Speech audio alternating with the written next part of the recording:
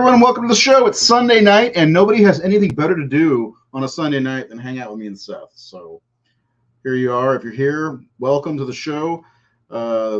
We do a Wednesday night show as well, and coming up this upcoming week is The Ninth Gate starring Johnny Depp. What a good-looking man. Please, if you're new to the channel or the page, go over to YouTube, hit the subscribe button. You can check out all of our past THS Up All Night episodes, or the Discourse episodes, or the Horror Syndicate Live, or the Horror Syndicate Lives, all of the shit that we've ever done. And if you hit the like button, of course, that helps us as well. We've got some comments already rolling in. We're talking about A Nightmare on Elm Street 3, the fan favorite, maybe overall, of all the Elm Street films. And Seth and I are the last of the Elm Street children. So I'll bring Seth in. There he is. Seth, how are you? Oh, you're wearing your shirt. I should have worn mine too. It's over there. I can change. I know. Amber told me not to be that guy, but I am that guy. Like, what is that movie? PCU, Gutter is a Tool. Remember that? You ever see that movie? Yeah. Anyway, explain the movie. I'm going to change the shirt. Okay. I think I'm wearing a Star Wars shirt. 6 years after Nancy Thompson turned her back on Freddie and told him that he was shit and hurt his feelings, Nancy returns to help the last batch of children of the vengeful parents who hunted him down and killed him, as they are all committed to Weston Hills Psychiatric Hospital. And so that's basically it. Freddie comes after the last of the Elm Street children, and good old Nancy. There you go. That's the spirit. Yes. You are that guy. We're both that guy. We're both that guy. Yeah. All right. Finish what you're saying. I think I did. I summed it up pretty quickly. Well, we're gonna get into it anyway. Spoilers ahead for a movie that is 36 years old. So let's get in it. We got some comments already, so let's throw those up on the board. And if you're new, of course, we will. What is this? So we'll get into that. We do comments. If you throw a comment up, we'll answer them to the best of our abilities. The first one is, now this is a badass movie. The fact that you could still smoke in a mental hospital in 1987 makes this even greater. Yes. Listen, I never saw you. This is our podcast. If you're new to the page, new to the channel, we do this every Sunday now, and we're going through all of the Elm Street films. And next Sunday, we'll be doing Seth's and my personal favorite sequel, Dream Master. We've already done the first two. Thank you for joining us. If you're still here, please hit the like button. And then Dream Warriors is my favorite, and I'm quoting that person, not saying that myself. Alex has been with us a long time. Great to see you. Loving your shirt. Now you love both of our shirts. Yes. My Star Wars shirt was pretty damn cool too. It's from Rogue One. After Psycho 2, the best slasher sequel ever ever made. It has the best characters, best Freddy, perfect mix of comedy and horror, and the best kills. 4 out of 5. I still think that's low. Give it a 4.8. Sean Sheridan, long-time viewer, first-time caller. Hey, Seth. Good to see you. Hope all's well. Okay. So, yeah, that's how it goes. If you leave a comment, and what we're going to do is we're going to talk about the movie, things we like, things we didn't like, and then we have something we call a slash score at the end of the movie. And if you're familiar with the Horror Syndicate's page, we've been doing 5-star ratings, and we've got all the Elm Street movies rated already. If you missed out, go back, try to find it on the page. It was back in, I think, February, so good luck.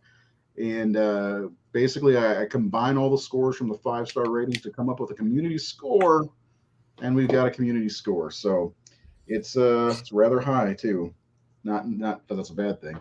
So, Seth, A Nightmare on Elm Street 3, The Dream Warriors. This is arguably the fan favorite, maybe even more so than the original movie. What do you think? I've seen some people say that they prefer this one over the original. I've seen some rankings with it at number This one. shirt is small. This is a 2X, and I usually wear an extra large. Look how small this fucking thing is. From Walmart.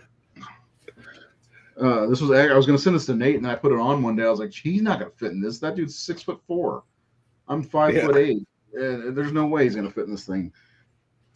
Anyway, yeah, I see that a lot. And back when I was in Freddy groups, there's a lot of people who even call this one. Even I think Robert Englund said this is the fan favorite. So he'd know, probably more so than anyone else. I like this movie quite a bit. It's not my favorite sequel. It's probably, I'd say, number 3 on my list if I was to rank the Elm Street movies, where I think a lot of people put it at 1 or 2, and that's probably where it belongs. But I just got, and you can attest and agree, we got a special spot for Part 4, Dream Master, in our list. That's my go-to. But not to take anything away from this one, because this movie set the stage, and this is more of a direct sequel to the original movie, rather than Part 2, which we do love anyway. Greetings from Mexico City. Hello, hello. Mexico is beautiful. So we pick up with Kristen in the bathroom. Well, she's building the scale model of the Elm Street house. And man, I've always wanted to build one of those, like the way she's doing it. And it's almost like a tutorial, of how to do this. And I think there's a way to do that. I think that we should try to do this separately and then show off our final products later on. I bet Nate can do it in like 10, 15 minutes, probably. Nate. Yeah. So there's the opening scene in this one. Like we talk about opening scenes, and I think the first one might have the best with Tina in the boiler room and everything, and then Jesse's opening is really, really awesome as well. This one's really pretty good too, though. Kristen, imagining Freddy, slits her wrists open, makes it look like a suicide, which kind of goes back a callback to what happened to Rod in Part 1, with Freddy making it look like somebody was offing these people, or they were offing themselves. What do you think of the opening of this one?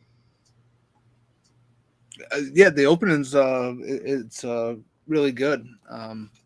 Really good nightmare sequence with Kristen. And I like the idea too, because this one really plays into the whole suicide thing. Yeah. And so I like that element here too with this movie.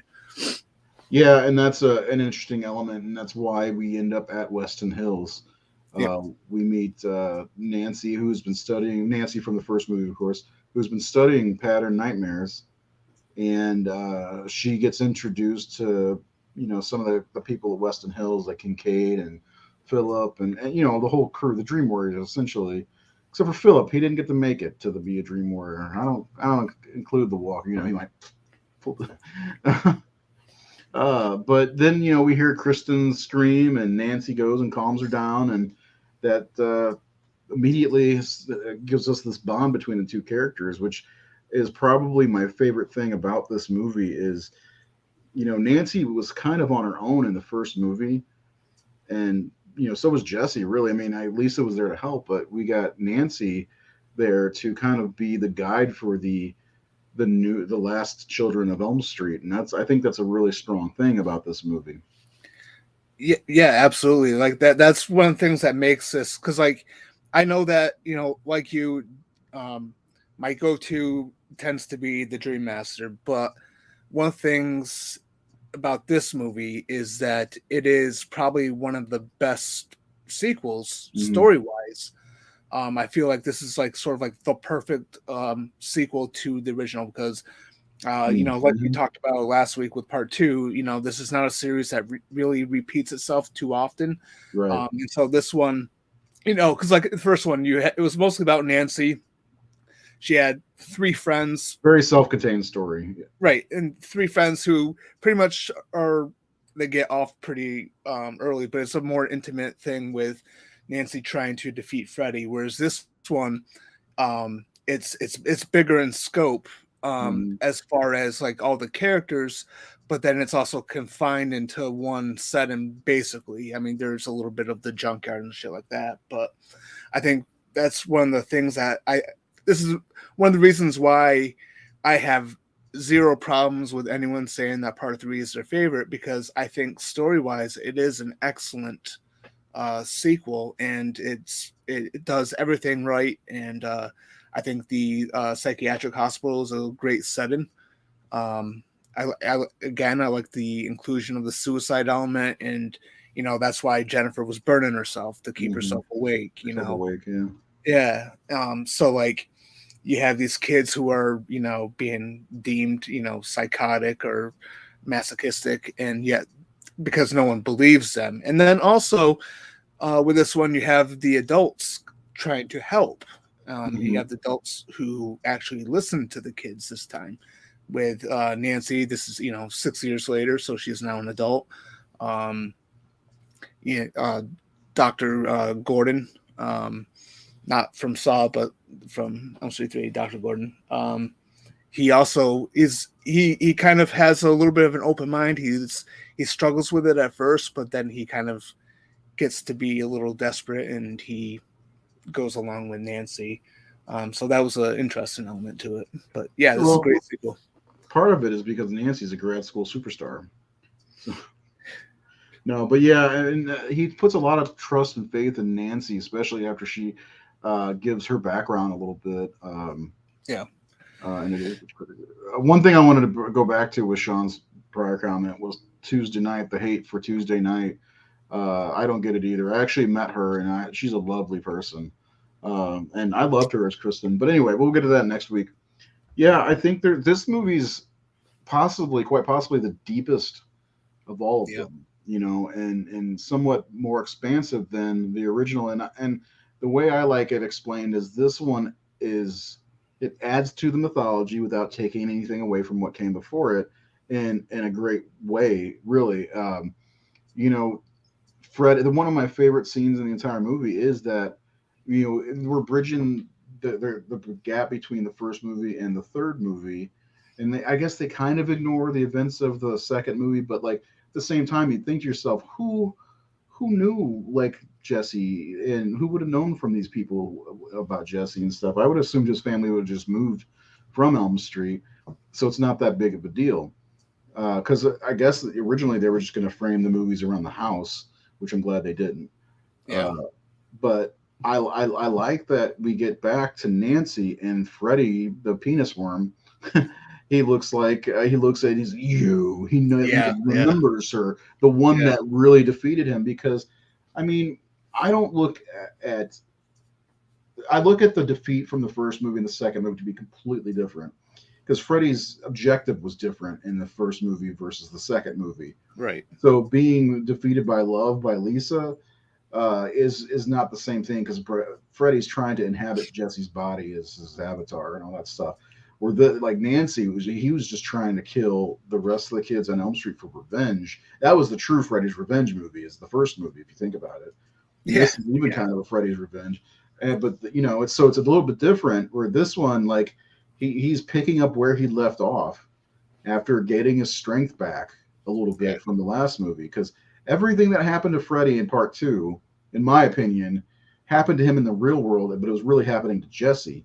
So Freddy's power may have been, knocked down a little bit, but I don't think it really affected his dream power, if that makes any sense. Because technically, if you think about it, if this is 6 years after the events of the first movie, it's only 1 year after the events of the second movie.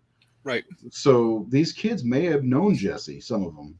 They may have heard of what happened to Jesse, and Jesse talking about Freddy and all this different shit. So Freddy and that's how Freddy spreads, is word of mouth, like a good movie or something like that, or a good book, So and I love that there's this group dynamic, where they have the group and they all share these dreams with the same, not share the dreams, but have the dreams of the same guy, Freddy. And I think that's one of the super cool elements of this movie, is the fact that it's not just Nancy.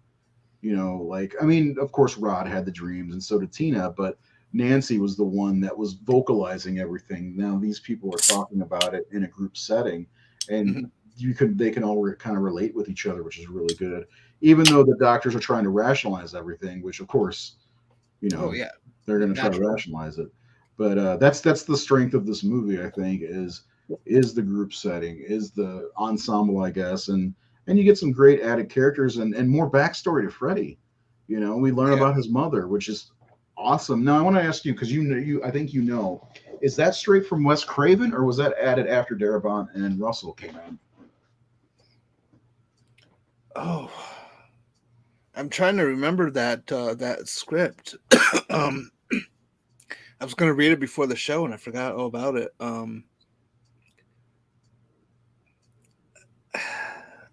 I want to say it was no, they did something different. I think with the mother angle in the original script. So I think it was a little different. Yeah. Well, I like that. I like the woman who played Sister Mary Helena.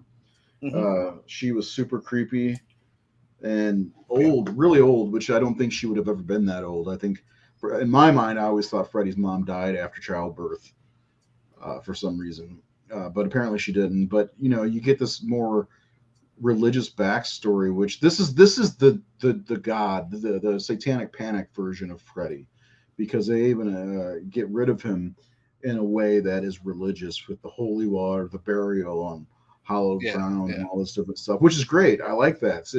It adds a new element, to fighting evil, and I mean, we do get the showdown in the church in the next movie, but it's really not as religious as this one is. Neil Gordon throws the holy water on him, puts the cross on his forehead with the beautiful Freddy light show after he kills Nancy. But let's talk about some of the things that really, other than what I just said, some of the things that really you love about this movie, because of course this movie amps up the nightmares to almost to 10, because they are on full display in this movie, better than probably the last two. The same thing with the kills are so inventive in this movie. Phillips, to start, is one of the best in the series, in my opinion. That's my favorite. That's my favorite one. It's so unique. They call him the Walker, and then Freddy grows from the puppet. I mean, tell us what you like about that one. Well, the way it was kind of set up with Phil making the marionettes, and and just everything about it, just from like the tendons coming up and forming the strings, and then him just walking through, and like sort of the music was playing at the same time. I'm not like huge on the score for this movie, but I think me either. That moment really good. Mm-hmm.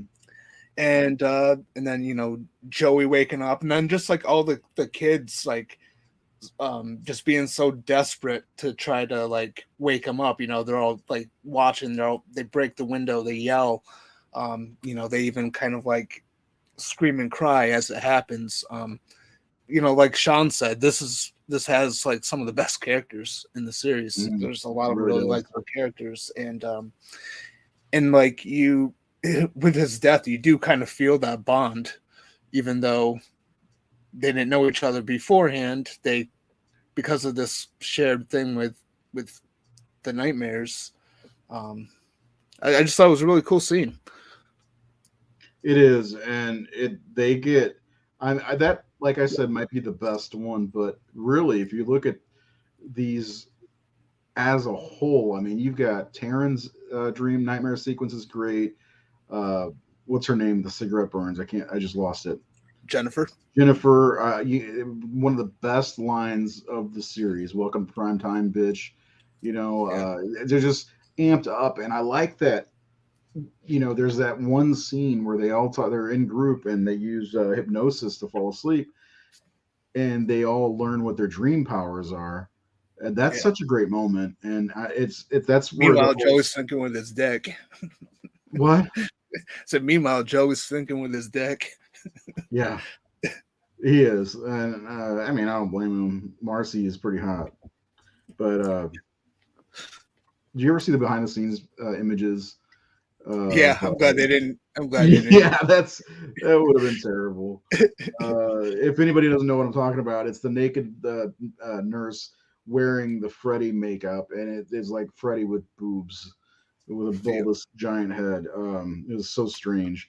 But there's some, and even Joey's dream sequence is pretty great. Like this movie probably has the best dream sequences. We talked about how part four in some ways was great, but also failed in a couple of them. Like Rick's death was terrible. But I think it gets made up for with the Craven and that whole thing. But yeah, this one probably I would argue that this has the best dreams nightmares in the entire series because they first of all we get that whole group dream like I was just talking about, with everybody explaining their powers and everything like that. And then eventually they all end up in the dream together with Kristen's power of bringing. That's so cool to bring powers, and this is an element we didn't see before, even in the first movie. Which was as a kid, I was only 7 when this one came out, but as a kid, I was like, man, that almost felt empowering that you can fight, you can have a power. It's the fucking dream world. Why wouldn't they have a power? You know what I'm saying? And well, which one was your favorite? Which power was your favorite? Oh, fuck if I know. Probably, well, definitely not the Wizard Master. No, he got ousted pretty easily. Fucking Harry Potter. Yeah, he looks just like Harry Potter too. I don't know. Probably, I like Kristen's. Well, I mean, technically, Kristen's is pulling people into her dreams. Yeah, not so much the gymnastics stuff, but. No, why does she get 2 powers? Yeah, she got 2 powers. She's like Wolverine. She can heal in. Now, I like that she can do that because if she's in danger, she can pull somebody else in. And the first person I try to pull in is Kincaid because he's, the strongest of them all. Yeah. But like Terrence is kind of a waste and kind of just about her appearance. She's beautiful and bad. That doesn't mean shit, Yeah. And then Will, it doesn't do anything to Freddy at all. Yeah. And not to mention, Freddy just throws fear at him anyway with the chair and everything like that. It's back in the saddle again. Back in the saddle again. Yes. So I think Kristen or Kincaid. Kincaid's got the strong. What's Nancy's power? She doesn't seem to have one. She's just like the older sister, motherly figure or something. Well, she's pretty much the Xavier of the situation. Yeah, because you did title this what? E3 X-Men United, something like that. Yeah, something like that. Elm Street Children United. But yeah, so I think this one does have some of the best dream sequences, and if not the best. And I know people are going to hate this, but Freddy's Dead has some good dream nightmare sequences in it. You got to admit, there's one of them especially that is just like anybody who's dealt with being sexually molested, that one's horrifying. So I think Freddy's Dead, for all of the shit it gets, has some of the better nightmare sequences also. But anyway, nice hearing from you, Carlos. Anyway, what are some of the other things we like about this one? Because it's got high scores almost across the board for me. Kills were inventive, effects were good. Something was wrong with the sound editing for me, and like you said, we didn't care for the score as much.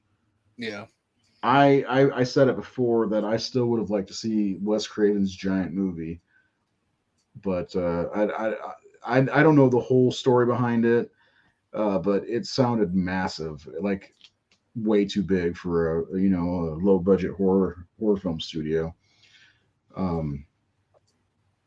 I don't know. Go ahead. Feel free to interject and talk about talk about this movie. What do you think you want to talk about? Because I'm just going to keep talking otherwise. I mean what was I going to say? So we already covered the story. I really dig this story. I think the story is my favorite element of it. Honestly, I'm not really too big on the whole fantasy aspect of it. I feel like it is a little too light at times. And as I told you, I think after our last show, I feel like I'm probably one of the only weirdos out there who would probably prefer the original script as opposed to what we got, even though I do love this movie. Doesn't the original script, though, delve deeper into that fantasy element, though? No, it's much darker. Yeah, I know Freddy definitely is his. I mean, he's not really. There's not really much comedy in this one versus like a part 5 or even part 4, maybe, I guess. Yeah. But like, yeah, I know that he got some of the dialogue for sure was like really dark. He said some really ugly stuff. Yeah. Yeah. So I would like to see that. Somebody should make an animated movie or something. I mean, Kincaid's death in that was spectacular. Yeah, he dies. I mean, what was his death in that one?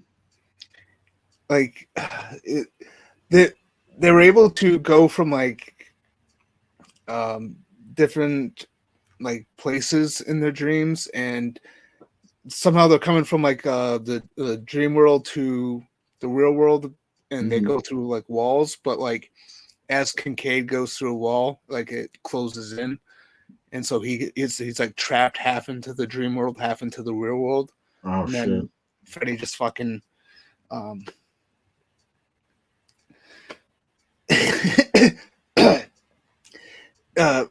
Freddy just sticks his claws into Kincaid through his back, through his chest, and then I think his body splits in half and like runs down the wall.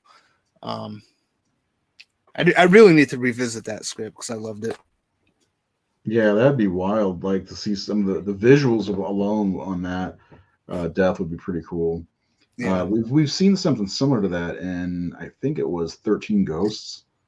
Yeah. Yeah, which is of course, you know, what, 12, 13 years later. But yeah. I think that would have been a cool death. Although I'm glad Kincaid lived, even though he was killed off almost immediately in the 4th movie. You know. Yeah. And his death in the 4th movie was great, but we did get that great Freddy resurrection scene. Yeah. Yeah. But I think Dr. Gordon is very important in this movie. And this just goes way off the dream because he's the guy doing it in the real world, where Nancy is keeping Freddy busy. And like, do you think that they needed to go through all that to get to him? You know what I'm saying? If Nancy would have just gone and got her father, who knew where Freddy's bones were, there's no need for them to go into the dream world. And I know they went in to get Kristen, but you know they could have gotten right back out. They had that power, didn't they? Yeah, well, they made it kind of seem urgent because I think they were being sedated, right? Kristen was, for sure. Yeah. So I kind of understand it, and I liked it too because it also got John Saxon into the action. Yeah, it was great seeing him come back. Mm-hmm. Yeah, you know, I don't quite like the skeleton rising up. You don't? It's a little goofy. I mean, I love it. It's like a love letter to Ray Harryhausen, though.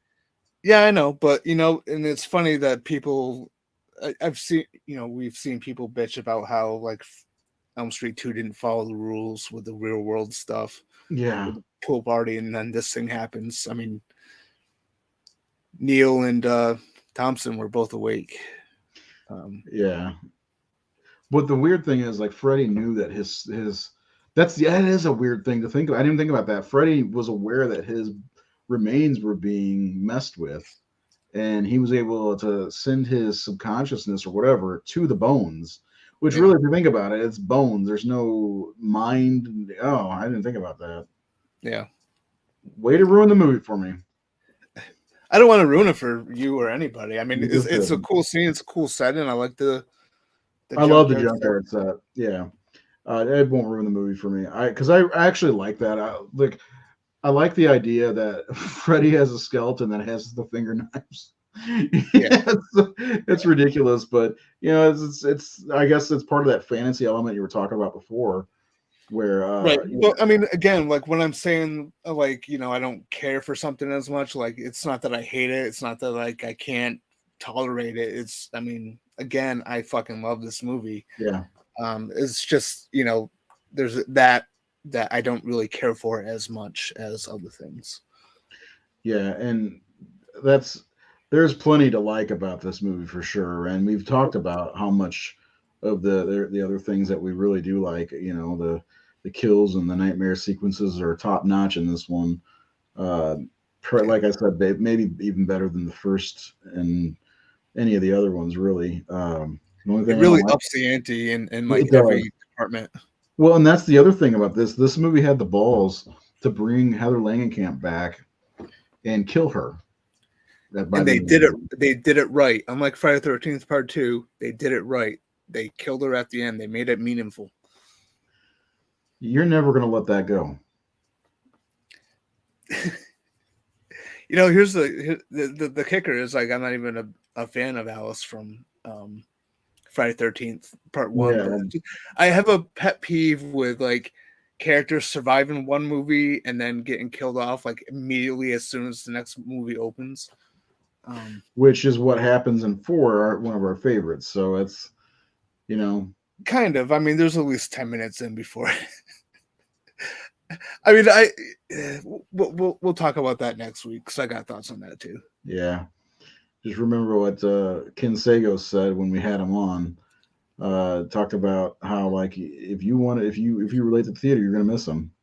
Yeah. So, and by the way, anybody who watches this, we did have Ken Sagos on the show, Mr. Kincaid himself, like 3 years ago. But still, check it out. He was a fun guest. We also had Mark Patton on, and we had somebody on from 2, 3, and 4. How about that? Technically 5 also. Yeah. Nobody from 1. We need to get somebody from 1 on the show. We haven't had a guest since the 2020 year. Yeah. I know. It's weird.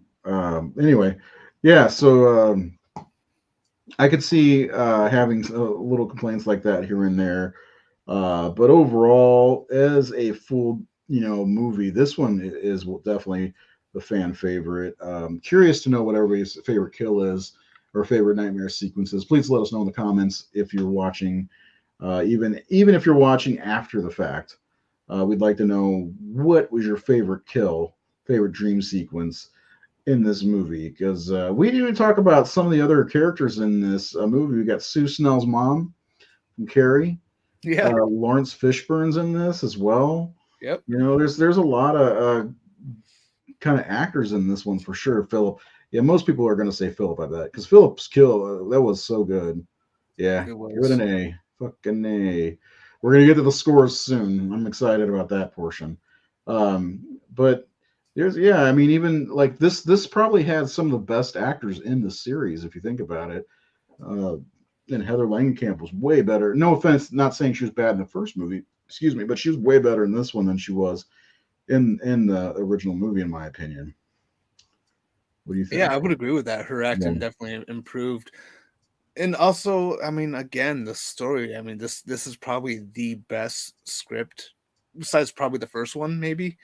But this is the best script in the series as far as story and character goes.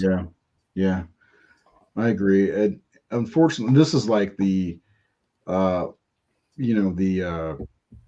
of the series takes a turn after this one, because even Robert Englund calls the next one the MTV, the Generation movie.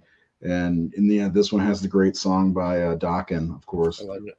Yeah, Freddie Worm is my favorite dream sequence. Nice. Yeah, that's one we should talk about a little bit, because that's the first time Nancy gets pulled into Kristen's dream, and I gotta say I love the her falling through the chair. That's such a cool effect, especially for back then. Yeah. And then we get all the rumbling in the wall, and then the Freddy penis monster came up. And I love it when he says you, and she does not waste time. She fucking stabs his ass right in the fucking eye or whatever it was, and that's a great scene. Plus Kristen in that scene, poor Patricia Arquette, she had to be lifted up and slammed to the ground in that. Such a cool scene.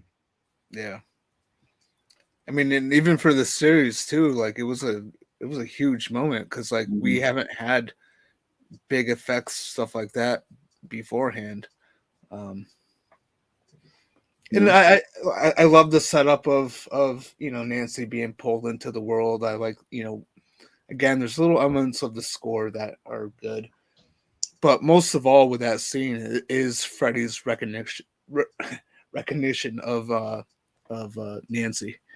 I love that moment. It's just a great moment. It's just Yeah. the disdain in his voice, and the way Yeah. they were able to make that puppet emote was so Yeah. cool. Yeah. Yeah, I mean that is a cool sequence. Let me ask you this: this is a big effects movie compared to probably all of them.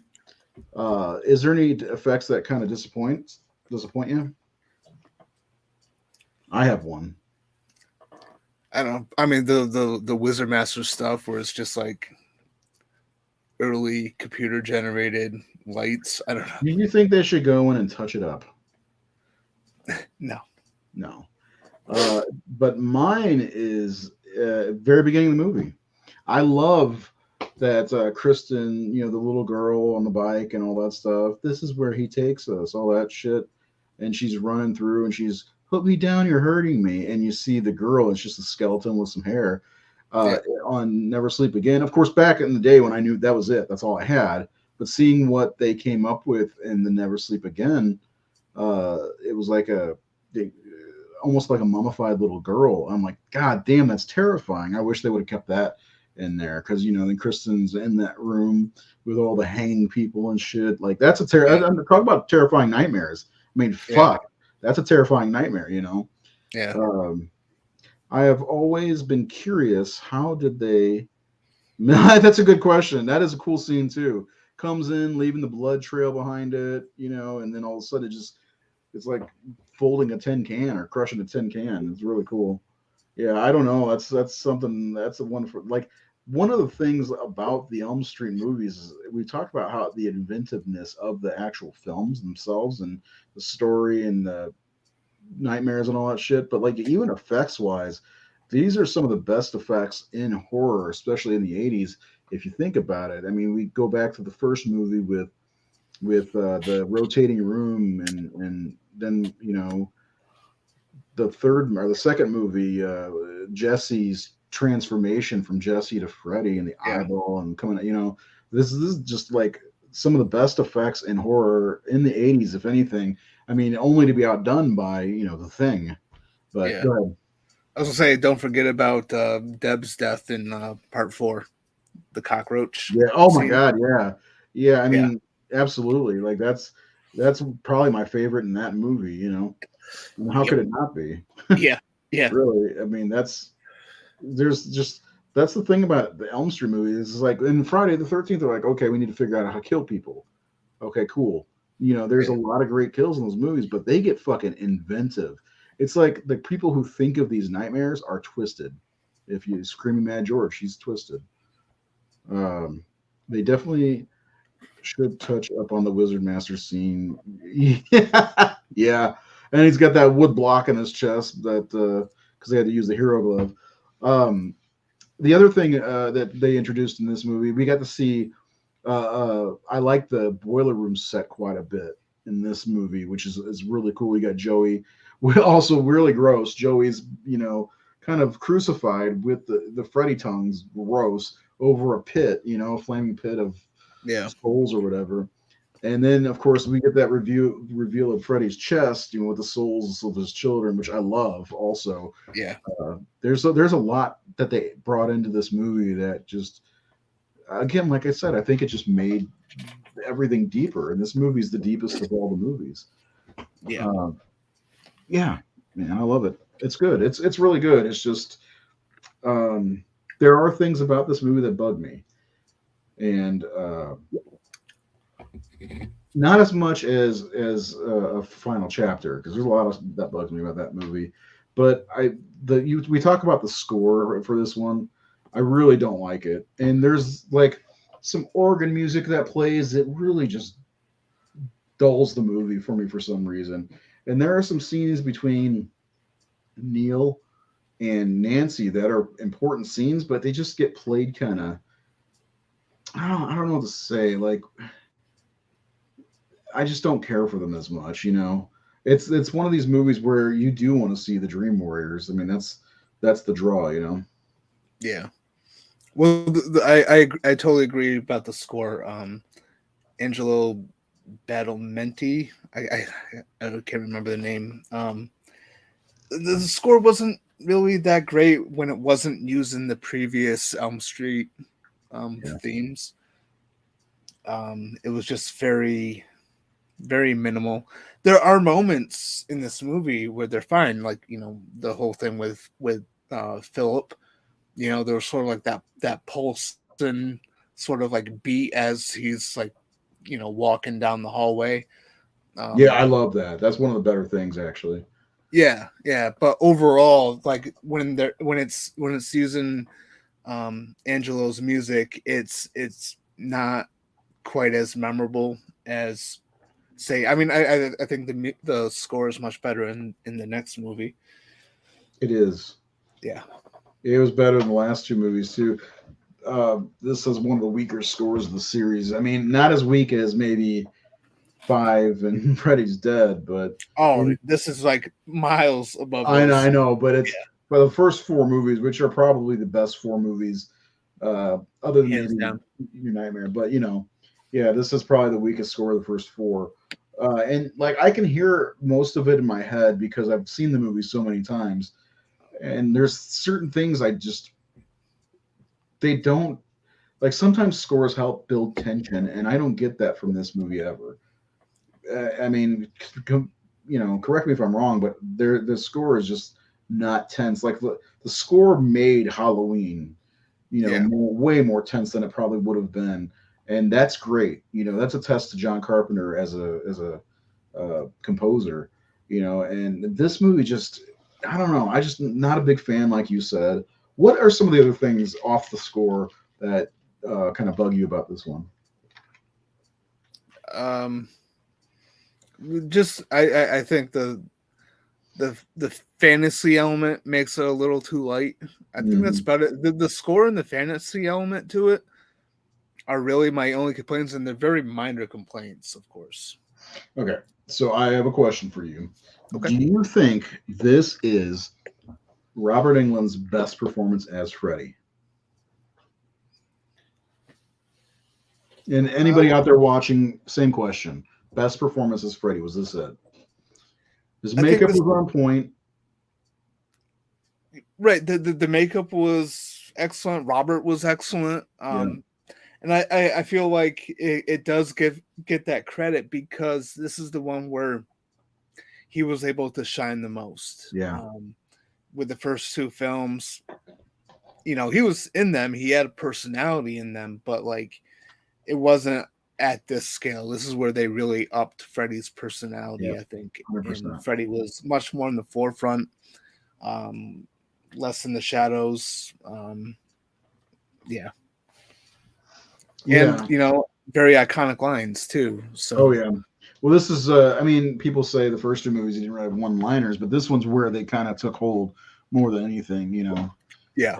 And it's okay because I like that about Freddy. We have two horror franchises that are big franchises in the '80s, throughout the '80s, that you have a mute killer. It's kind of refreshing to have somebody who could talk back, and somebody with actual. First of all, he's got charisma, but he also has a personality. Jason and Michael Myers, they don't really have personalities. So Right. And I mean, that's kind of the point of all those characters, really. But like, I think that's what makes Elm Street stand out. And that's why, like, part of me kind of hates that Elm Street is labeled as slasher mhm. because they're way, way better defined with Oh the yeah, absolutely, characters. And absolutely. yeah, I hate lumping Freddy in with slashers, but because of the decade that he was born, yeah, essentially, yeah, it's yeah, just they throw him in there because he's one of the big four, and it's well, the way I look at it more so is in the 1930s and 40s we had the Dracula, Frankenstein's monster, the Bride, then in the 40s we had the Wolfman, 50s, the Gill Man. So and Invisible Man and all this different stuff. So we had all these horror icons, and this is just a new generation of horror icons with Leatherface and Pinhead and Chucky and Michael Myers. They're on the same level. It doesn't mean that because the first Dracula film, the first Frankenstein films versus a movie like Creature from the Black Lagoon, they're not the same type of movies. They're black and white older movies, but a movie like Creature from the Black Lagoon is the outlier against the gothic horror movies. Even the Wolfman fits into the gothic horror. So Freddy, in a way, is like the Gill Man, because he's not exactly, because Leatherface, Chucky, Michael Myers, and Jason are all slashers. Freddy's the outlier. He's the Gill Man of the bunch. I mean, Freddy does some slashing, but but it's not about kill counts with him. Right, it's not about kill counts, and the kills are way more like creative and inventive. Yeah. With the lack of kills, they have the ability to do that. They're like, okay, let's focus on this kill. Let's spin this room. Let's get these fucking veins out of this guy's arms. Well, that's what's great about this series, though, is like that. They're not focused on the kill count. They're not focused on the body count and all the different people who are just there to die. They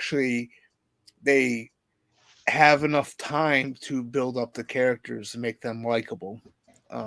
Which is and that's a thing for me, is I love a good character development. I keep forgetting to put my glove back up. Yeah. Between they're able to focus on way more creative kills, and I don't know. I think Elm Street is probably one of them. Like, if there was more good movies in the series, it probably would be my favorite of the big three. Wait, what? If there was more good movies in the Elm Street series, I would probably have Elm Street as my number one favorite franchise. I'm going to argue with you on that. Go for it. So Halloween, I'm guessing, is your favorite, right? Yeah. Now, okay, I love Halloween for sure, but I believe the percentage of Halloween movies to Elm Street movies is higher of which is good and which. Let's do it. Let's do it right now. The first 4 Elm Street movies are good, right? Yeah. Okay. 5th one's not very good. 6th one's not very good. New Nightmare, good or bad? It's good. Good. That's 6 out of 7. Okay. We'll disregard Freddy versus Jason because it's well, no, let's put it in there. Freddy versus Jason. I mean, that is more of a Freddy movie than You're a Jason. Right, 100%. And that's why we decided to talk about that last between the Friday the 13th and. Okay, so that's a bad one, right? Yeah. That's 8 movies. That's 5 of 8 so far. And then we've got the remake. So that's 5 of 9. So that's 56% of the films are good. Now, there are 13 movies in the Halloween series. The first one it's legendary. But I would argue that Elm Street 1 is right up there with the first Halloween. It's close. 100%, yeah. Yeah, no, 100%. Where Halloween it's got a 98% rating in our community. Elm Street's got a 95, so they're right there. But I say Halloween 2, good. Halloween 3, great. Okay, Halloween 4, great. Halloween 5, not good. Halloween 6, I love it, but not good. H2O. Right, but I mean, I like 6. I like too, H2O. I don't.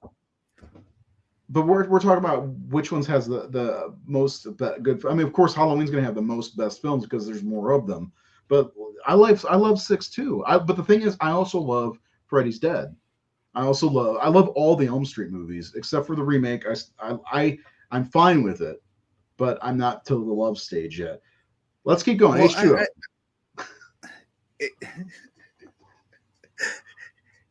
H2O is not aged well. No. But is it bad or good though? It's okay. So it's good then. Okay. Resurrection. I don't mind it. I don't mind it either, but it's not a good movie. It's not. We know that. It's a product of its era. Okay, Rob Zombie. First one, good or bad? It's good. It's good. I will say it's good. 2. I'm gonna say it's bad. If I they mean, have to have two cuts that are so fucking polarizing, it's the one of them's bad, so it's bad. Am I wrong? I listen. I don't rewatch Rob Zombie's Halloween's often, Okay. but when I do, I don't mind them. 2018. It's good. Good. Kills. I like it, man. Ends. I like it. I'm gonna say it. It's grown Yeah, up. but the consensus is going to be bad on it. Everybody hates it. I mean, I got the list if you want to see the list of our community scores. And so what I got here is there are 13 Halloween movies. 6 of them. Wow, that's actually going to be close. I got to do some math. Give me a second. Do the math. Oh, man. It's close. These series are so close. So Elm Street would be at 56%. Good versus bad, where Halloween is at 54%. So they're right there. Yeah. That's okay, because guess what?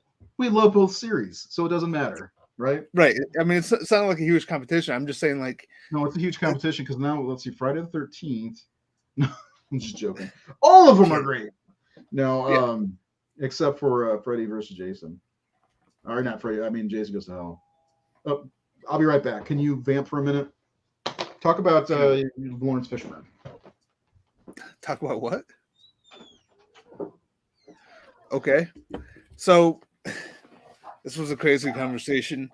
I just really meant that I love the first 4 Elm Street movies, and I wish that there was. I just wish that there was more Elm Street movies, and I wish that there was more that I loved in the series. And it's just my own personal preference. But I am a huge fan of the Nightmare on Elm Street franchise.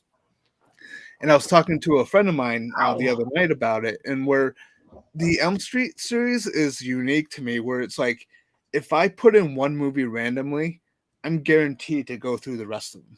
What are you Good talking and the Elm Street is like Pringles. You can't just have one. about? Once you pop, you can't stop. Yeah. I can't say fuck the remake. There are things I like about it. There are things I don't like about it.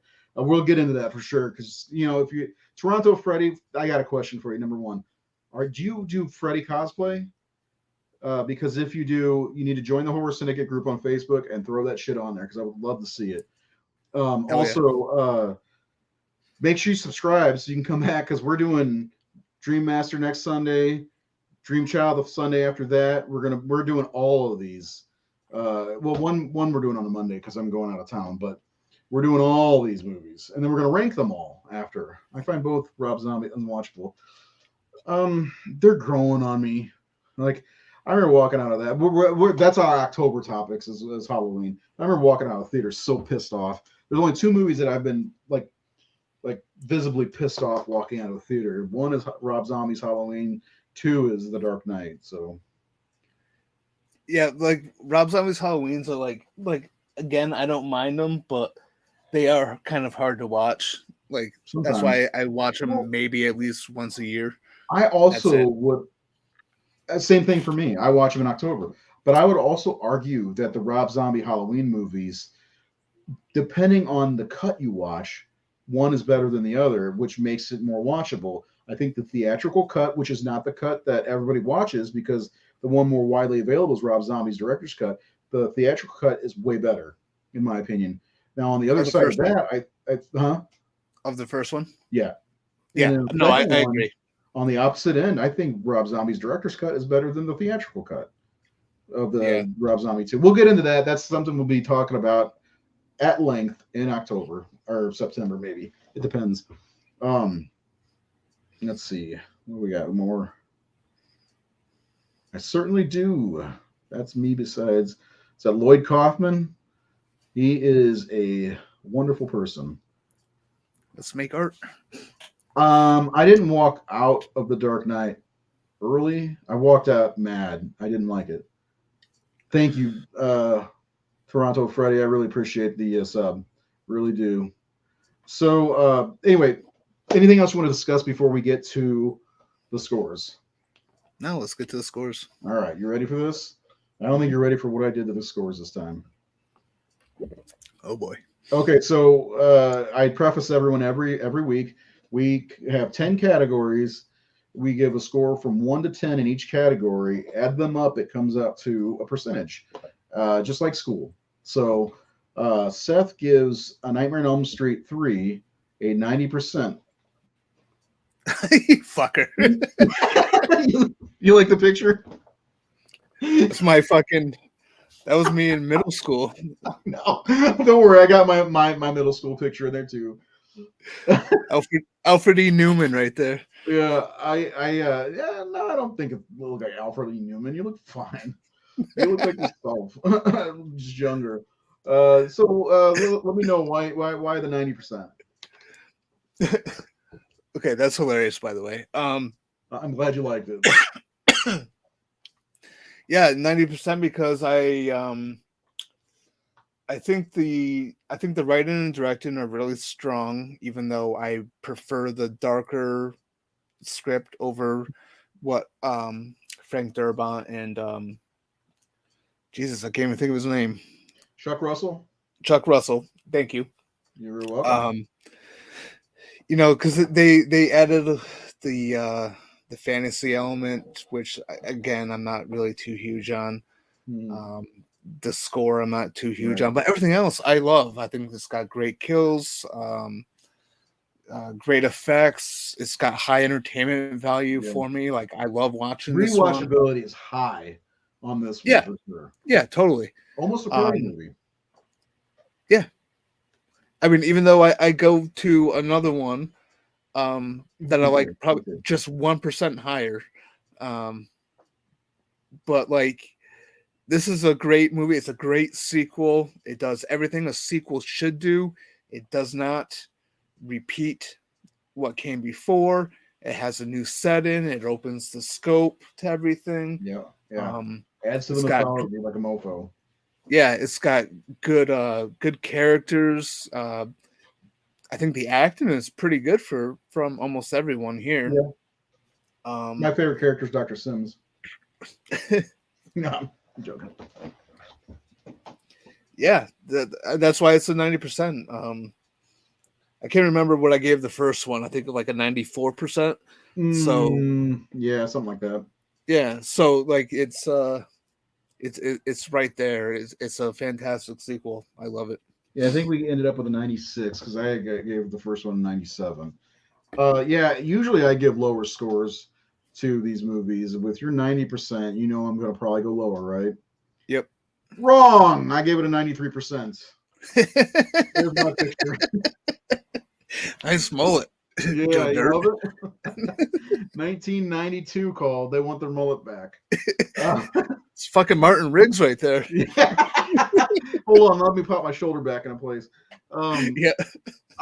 So like when I tabulated my score, I was surprised. I was like, 93, really? Let me count this again. Because like I said, there's things about this one I'm not as big on. But it turns out that I do love this movie. It's and we both give it basically if you're in school, it's an A. It gets the A score, and it's an A plus or an A when Freddy became a. I think that's more than the next one, or Cocaine Addict. I remember. Yes. So anyway, yeah, I love this one. I love them all. The thing is, the Nightmare movies to me are, at least for the first four, they're top-notch horror movies. I mean, even like when Freddy became a comedian, there was still a lot of terror there for me. And I adore these movies, especially the first four. And I do like 5, but I wasn't satisfied with the culmination of this series being that movie. So we should have gotten a different 6. We'll get there, of course. Freddy's Dead is coming in 3 weeks. So, but as we do, we combined our scores, and our average between the two of us is a 92%. So when we rank the movies, this will be our number 2, I'm sure. Look at those guys, fresh-faced youngins, out on the town looking for some women. I was definitely in sixth grade in this one. How old? What grade do you think you were in this one? I want to say sixth or seventh grade. So I was looking. I was like, I'm going to replace our pictures. We've been using the same pictures for 5 months or whatever. And I went to your Facebook page and I went to your photos and I saw that. I was like, holy shit, I got to use that. But then I was like, I got to do the same thing for me. So that's where that came from. Yeah, so, a couple years ago, someone like I guess was going through like one of the old yearbooks and took a picture of it and shared it with me, and I thought it was funny, so I shared it. Yeah, at least we got two badass songs from 3 and 4. The MTV feature, like Dream Warriors and Vinnie Vincent Invasion, Love Kills. Now, on the other side of the spectrum, our followers, of course, we did the 5-star rating system that we're doing every day on Facebook lately, except for yesterday. I was busy. Free Comic Book Day. My copies of my newest comic is in. If you guys want to see, Operation Eclipse number 4. I write comics, if you didn't know. Yes, that's my stuff.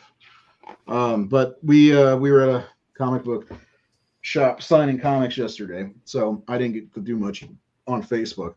Anyway, Seth might be writing for us soon if he's lucky. So the community score of the 5-star rankings, guess what, Seth? Our score was 92%. Guess what? 97 for community. They agree with us. Oh, wow. Yeah, 92% across the board. And that's crazy. It's good, too, because Elm Street 3 is 3% below the original movie, which I think that's fair. I think Elm Street, A Nightmare on Elm Street may be hurt by its sequels in a way, because there are people like the guy who was just talking about Comedy Freddy or whatever, that I feel like if Elm Street was never sequelized or whatever, I think it'd be probably one of the best horror films of all time, if not the best, if there were no sequels. Because sequels can hurt the film. I think Halloween sequels have hurt it. I think although Halloween, if you ask anybody, name a horror movie, 9 times out of 10, Halloween is gonna be the first thing they say. Go ahead, say what you're gonna say. Well, I agree. I was gonna say the same thing about Halloween. Like if that was like every other John Carpenter movie where it was like open-ended but never intended to have a sequel, which is the way Carpenter originally went about it. Because I think Halloween, the original Halloween, is kind of hurt by its reputation for the sequels, especially the later sequels and the multiple timelines, and I mean the one thing about Halloween that I do love the shape. Don't get me wrong, but I love that we got to spend so much time with Dr. Loomis. We got 17 years with that man. And that's the one thing I think Elm Street was missing, was the Loomis type character. We never had the Ahab, if you will, as they say in Leslie Vernon. But it also at the same time didn't need it. But I think Halloween benefits from that way more than Elm Street would have. Same thing with Friday the 13th. Well, I think what I like about Elm Street though is like if you look at the storyline films 1, 3, 4, 5, there's sort of like a passing of the torch through most of them. So you have Nancy, and then Nancy comes in and kind of passes the torch to Kristen. Nancy dies, and then Kristen passes the torch to Alice. She gives her Kristen dies, and then Alice continues on. So I kind of like that thread with those characters. And really, if you really wanted to, you could watch 1, 3, and 4 as a trilogy, because really, if you think about it, the end of Elm Street 4 caps off pretty well. I mean, sure, the evil sees itself and it shall die moment isn't the greatest, but all the souls of the children escape Freddy's body in the dream world, and they're all saying thank you, Alice, and all this different stuff. And then Alice has no more nightmares. They do the wish thing, and Sinead O'Connor starts playing. So I think that would be a great cap if you want to make it a trilogy. Which, why not? It'd be a good trilogy. That's a good marathon. I'm going to try that. Oh yeah, I think I'm going to too. Actually, it's only 4.5 hours, and nothing against Freddy's Revenge, because we both do love that film. I mean, I gave it a 81, I think 81. It's still pretty high. It's a B. It's a B movie. It's a B movie. but it's a B scored movie. But not the bees. Not the bees. Yeah. But yeah, I mean it's you can do that with these series. You can take and make trilogies out of these series. I mean, you've got Elm Street 1, 3, and 4 could be a tight series. And then Halloween, you got 1, 2, and 4 could be a trilogy. Friday the 13th, you got 2, 3, and 4, a trilogy, or 4, 5, and 6, a trilogy. The Tommy Jarvis trilogy, or 6, 7, 8, the Dead Jason trilogy.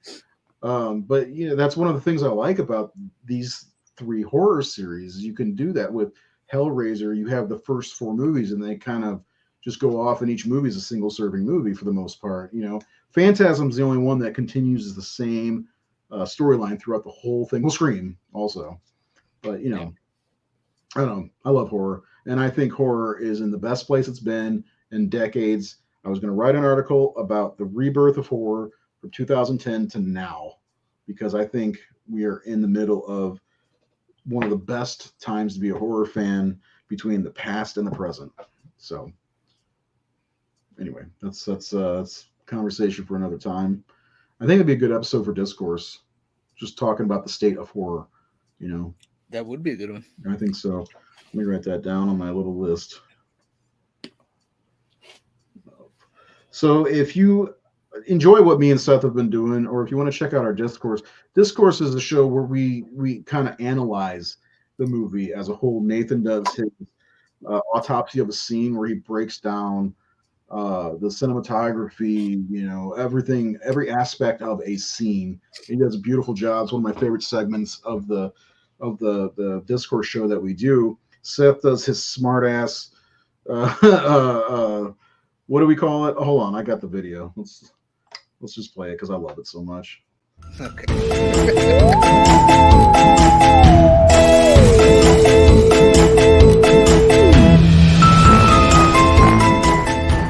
An asshole.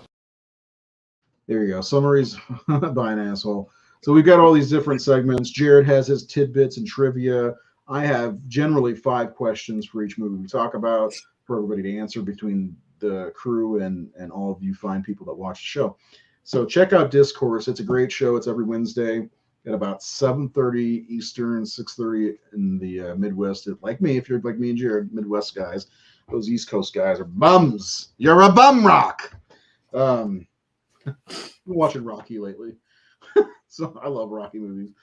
Anyway, Seth, anything else you want to talk about before we piece the fuck out on this weekend? Nope. All right, let's don't forget to subscribe to the Horror Syndicate on the YouTubes. Like us on Facebook if you haven't already. We just passed the 33,000 mark, and we blew past that. We're already almost to 33.3. And then don't forget, Seth gave this a 90%. I gave it a 93%. Haha, beat you, Seth. And then together, these good-looking fellows gave it a 92%. Pictures will probably go back to normal next week. And then overall, I mean, between us and the followers, we got a 92% score. So pretty awesome that everybody's on this kind of the same wavelength for this movie, because it is definitely. And I want to close on this and ask you the same question. This has got to be in your sequel, Seth. So this has got to be one of the best horror sequels, period, of all time. If you had to rate horror sequels, where would you put this one, you think? And I'm going to ask you to do that on your Facebook page. I would have to think about that, but I think this would definitely be in at least the top 10 of horror sequels. Yeah. Possibly even in the top 5. I'd agree with that. And if I'm taking out my personal bias, because I've got, if I'm taking out my personal bias, because I love movies like The Son of Frankenstein, and we love Dream Master and Jason Lives versus Final Chapter, this one does rank up there though, it's got to be one of the best. Hellraiser 2 comes to mind as well. Yeah. Even Phantasm 2 could come to mind because this is sequel Seth. I wish you just adopt that moniker already. I mean, come on. I should. You should. It's true. There's only one movie series that I can think of offhand that you prefer the original to the sequel to a sequel. And that's Halloween, of course. Yeah, it's possible. I think I thought there was another one. I don't know. I'm gonna re-edit your little video and make it say, summaries from an asshole featuring sequel Seth. It's gonna happen. Anyway, that's all we got, Seth. Is there anything else before we go?